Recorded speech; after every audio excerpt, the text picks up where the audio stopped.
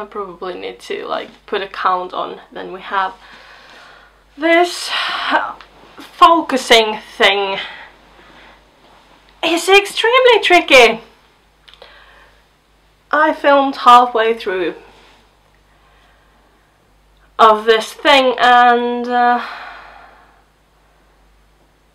it was out of focus.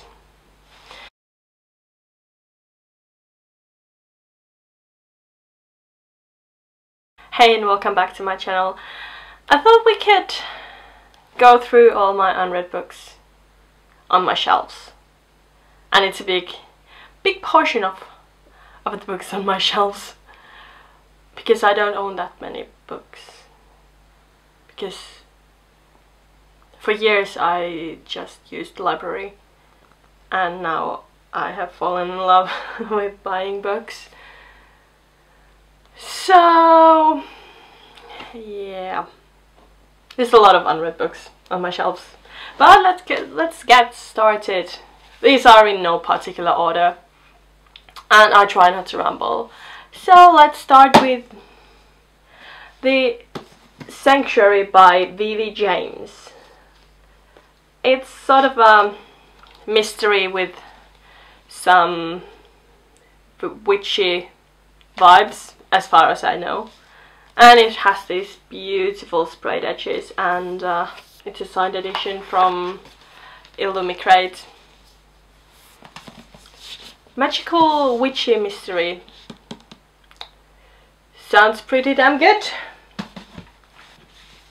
Then we have Angel Mage,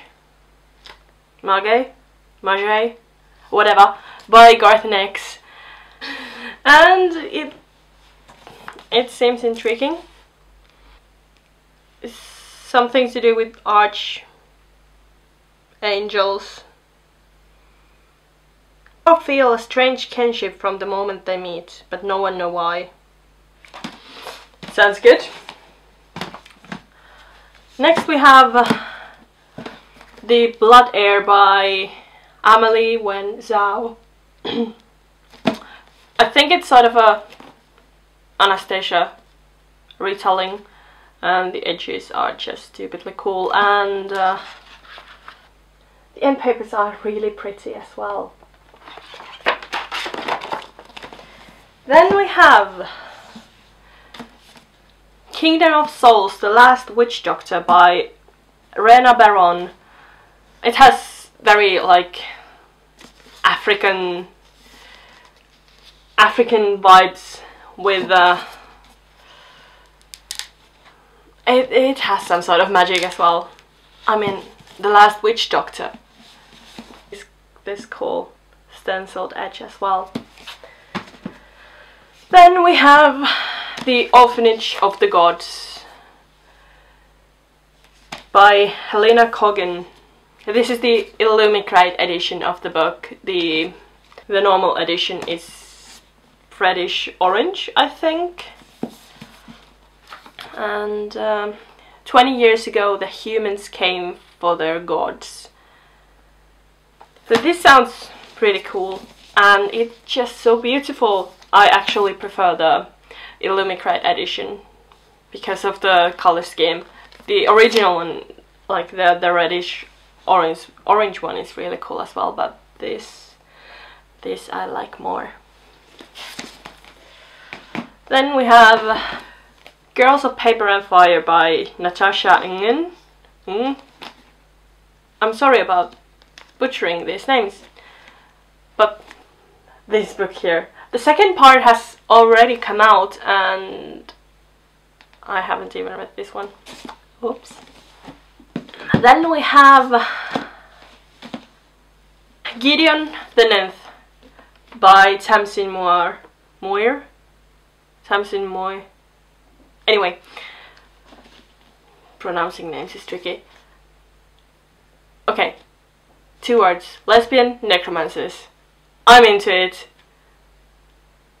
The Emperor needs necromancers. The 9th necromancer needs a swordsman. Gideon has a sword, some dirty magazines, and no more time for undead nonsense. So this has sort of like... it might have zombies? I don't know. but lesbian necromancers sold me.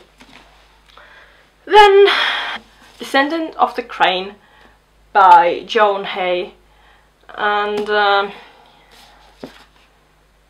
Tyrants cut out hearts, rulers sacrifice their own. It has some princess dealing with things. I think it's a bit of an, like, some sort of Asian thingy. I should probably start reading the synopsis of the books. Next up we have, I'm sorry, I'm just playing with my hair because I can't live with it being on both sides of my head. We have Aurora Rising by Amy Kaufman and Jay Kristoff. It has this some sort of sci-fi vibe thing. The second book has come out already, Aurora Burning, and it's on its way to me as we speak. So maybe I should actually read this. The Starless Sea by Erin Morgenstern. I know nothing about this book, other than it's pretty. It probably has some sort of magical libraries, and maybe pirates. Correct me if I'm wrong. Then we have Wintwood by Shay Earnshaw. I have high hopes for this because I loved The Wicked Deep. The Walker woman of Fir Haven have always lived in woods, so it has some sort of creepy forest thing. But look at this cover. It is stunning. It's so beautiful. I just want to hug it. It's black with pale blue foiling thing. It's just so beautiful. I just want to be as beautiful as this book. I learned from my mistakes and paused the filming, so I won't be blabbering to a camera that's not recording. Let's continue with some Finnish books, apparently. Viimeinen Atlantis by Antti Hyrynen. This book is by a musician, and it's his first novel, but it's sort of based on the same story as their album Viimeinen Atlantis that came about 10 years ago. So yeah, I'm actually pretty interested in this because I absolutely love the album. But currently I started reading this actually, but it's a bit of a too depressing at the moment. Let's continue with the same theme actually, by Pasta by Marko Annala, another musician who became an author, basically a singer-songwriter. Beautiful, beautiful language. Haven't read this one yet, but I read the first book by Marko and I really liked it, the way it was written. This is about religion, honesty and longing for love. And yeah, I'm mainly intrigued by it because of the author, but we shall see. And it's beautiful with the foiling. Another Finnish book by Emmi Itäranta, Teemestarin kirja. This is...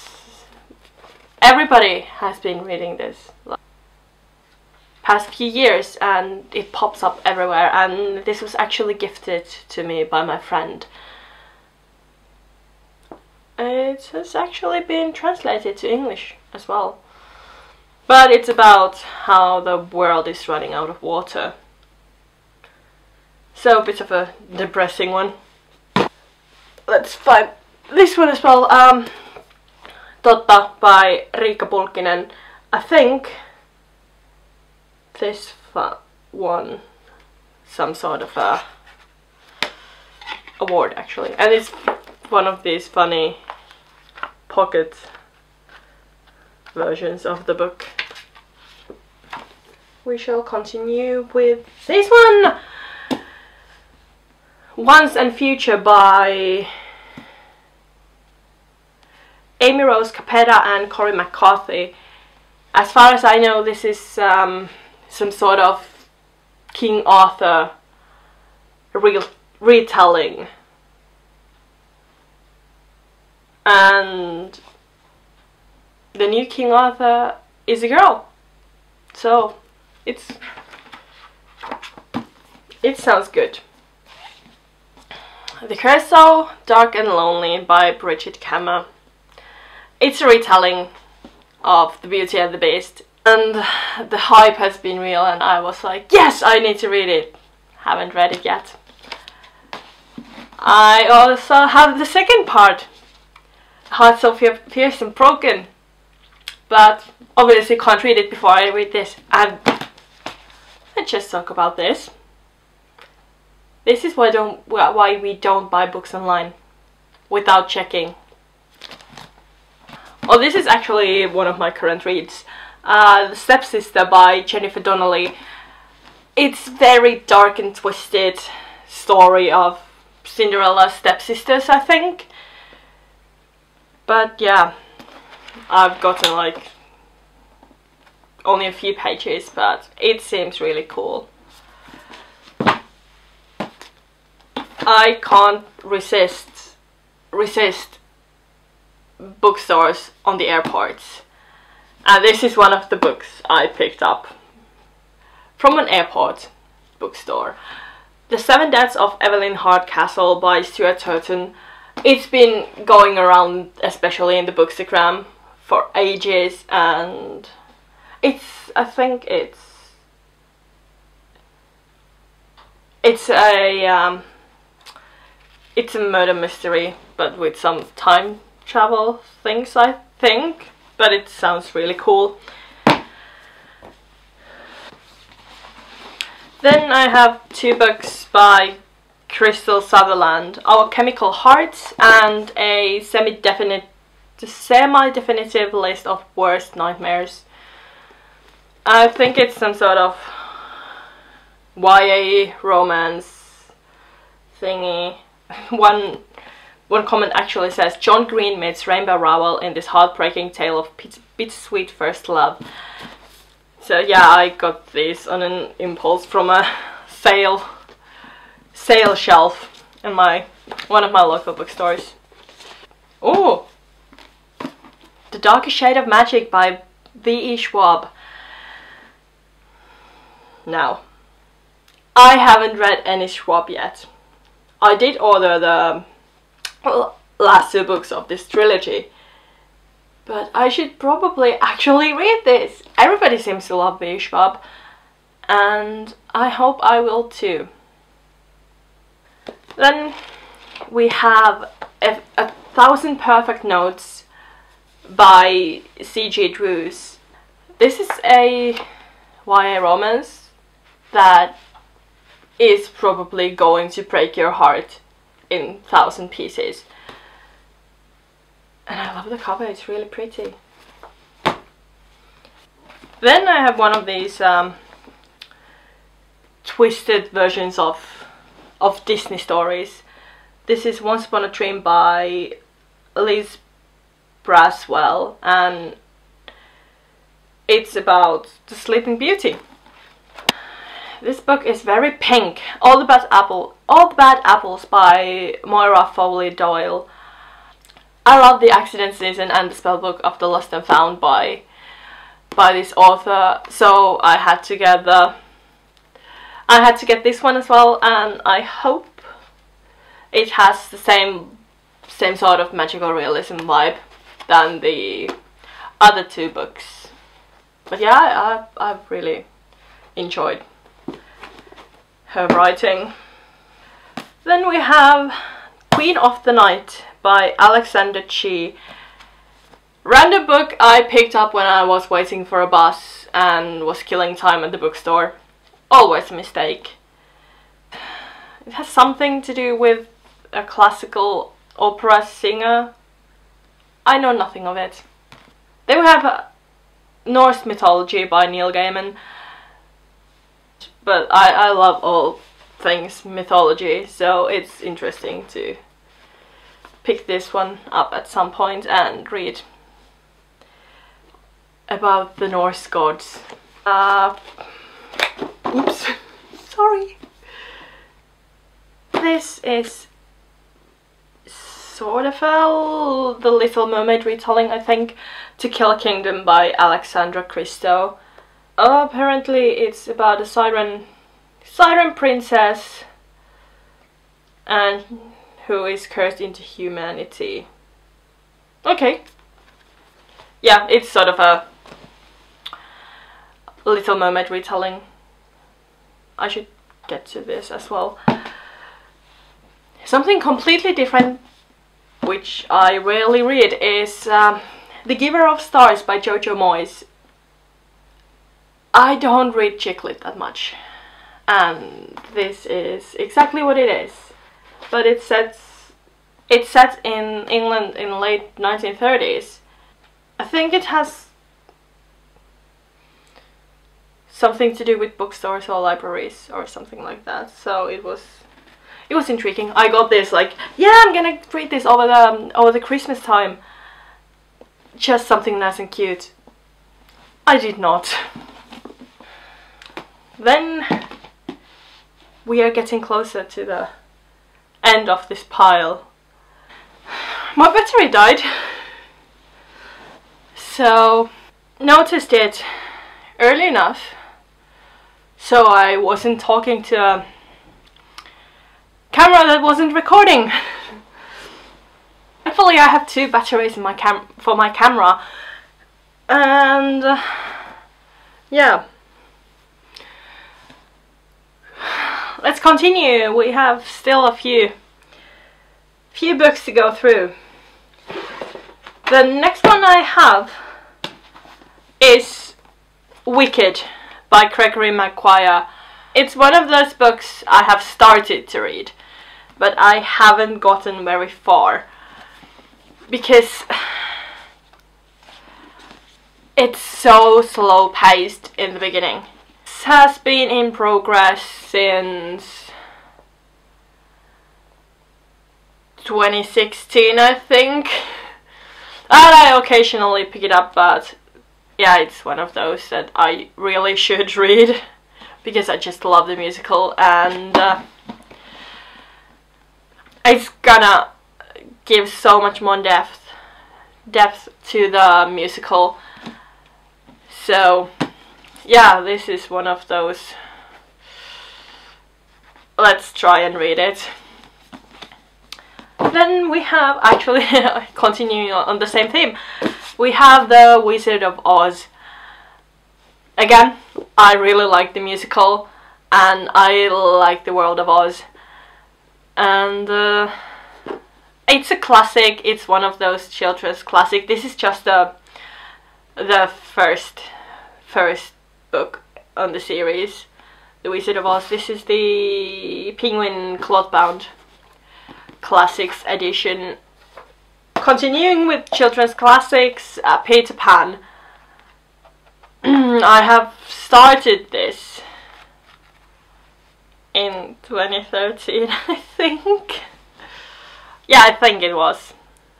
I got this when we were in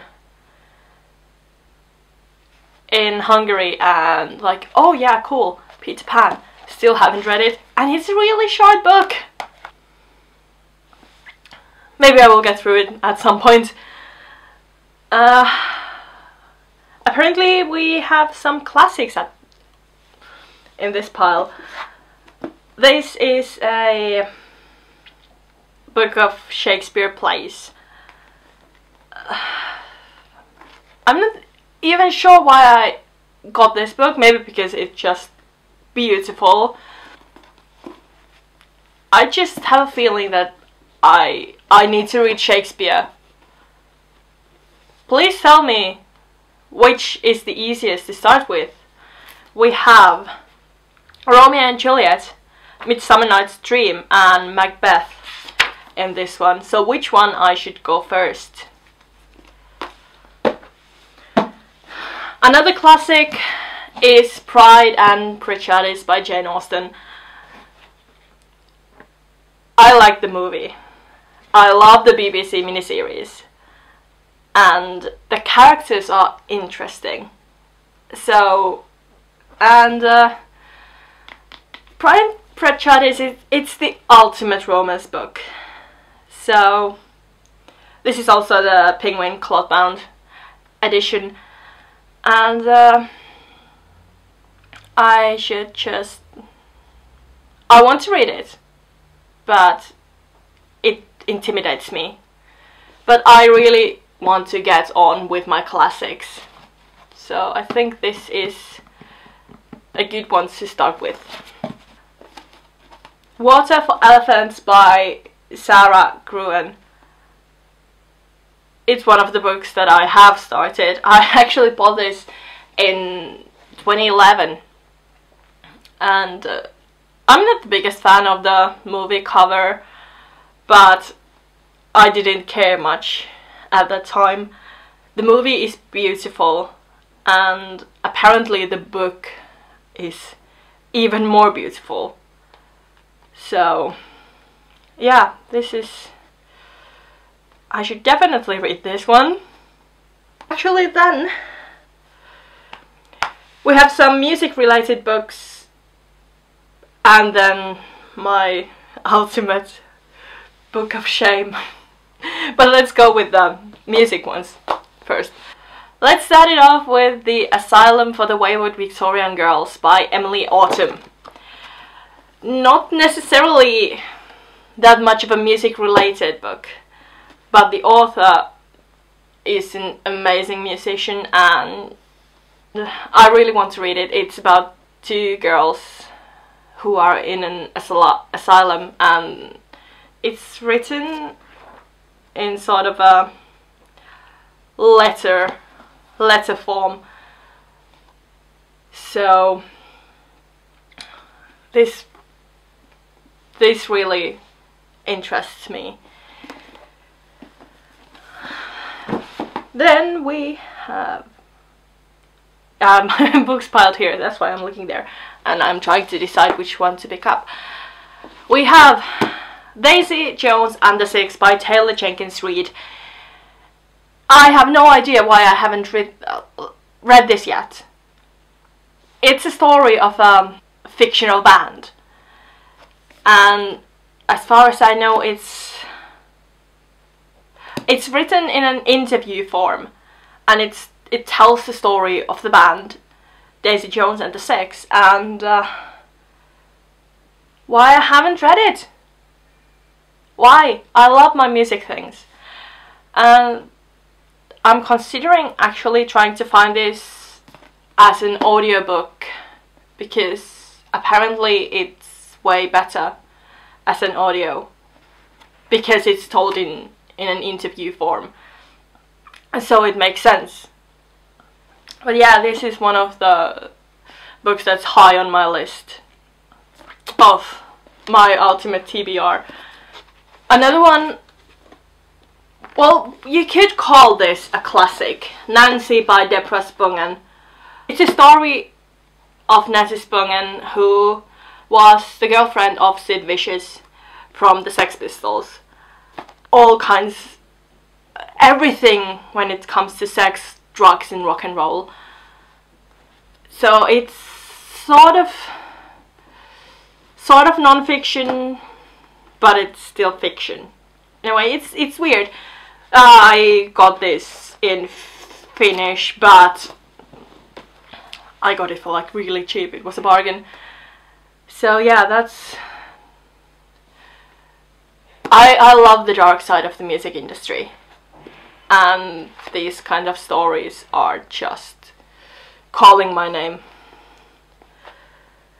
Let's continue with the music stuff, and it's non-fiction book, Folk Metal Big Five by Markus Laag. So it tells the stories of 5 big folk metal bands in Finland, and I do love my folk metal.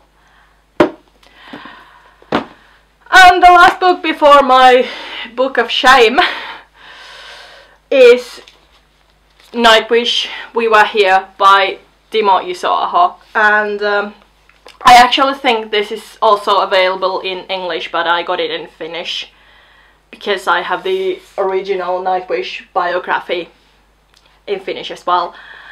Nightwish is one of my favorite bands ever, and yeah, this, as far as I know, this monster of book tells the story of making the album Endless Forms most beautiful, and obviously it has a lot of pictures. Well, actually the author of this book is a photographer, so it makes sense that it has lots of pictures, and it's just so beautiful. Okay, I have a couple books of shame. One of them is a big book of shame. Some not so much. Harry Potter and the Cursed Child. I've read some of the plot lines, and I'm afraid to read this, and the fact that it's not written by J.K. Rowling, so it scares me. Then I have the Screenplay Books of both Fantastic Beasts and Where to Find Them and The Crimes of Grindelwald.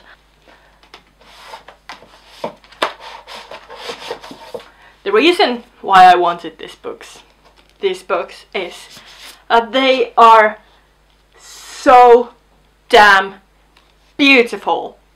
I love this Art Deco-ish style. They are, yeah, I don't count them as books of shame on that front, that I might not ever read them, but I do love Fantastic Beasts and Where to Find Them, especially. Hang on. Yeah, these I would count to be a part of my books of shame. I haven't read Tales of the Beat of the Bard. I really should, and it's a tiny book. Maybe I should read it.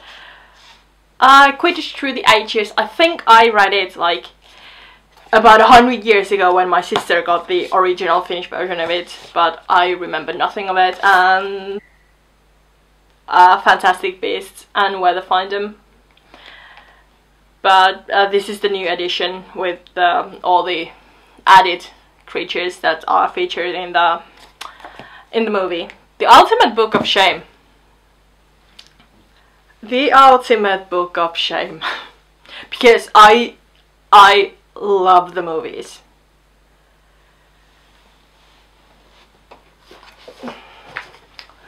This beast. Lord of the Rings. I think I was in 3rd grade or something when I got this book, and it was, I can't remember if all the movies had come out or just 2 first. Anyway, I still have to tackle this beast. I really have to. But it's a beast of a book. It's like, if you exclude the additional parts, it's nearly 900 pages. And the text, it's old, and it has a lot of poems, and it just has been tricky to get this finished. I have gotten to the Return of the King, but then I forgot about this book, and then it was like 7 years later, and I'm like, yeah, maybe I need to read it again. This is my book of shame. It's been on my shelves for so long, and I need to finish it. I cannot die before I have finished this goddamn book. I think that's it. That was a lot of books. If you got this far, thank you so much for watching.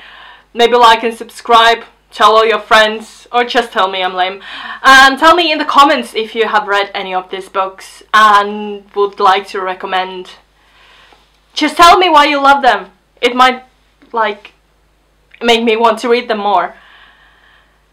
No, I'm not looking forward to putting all of this back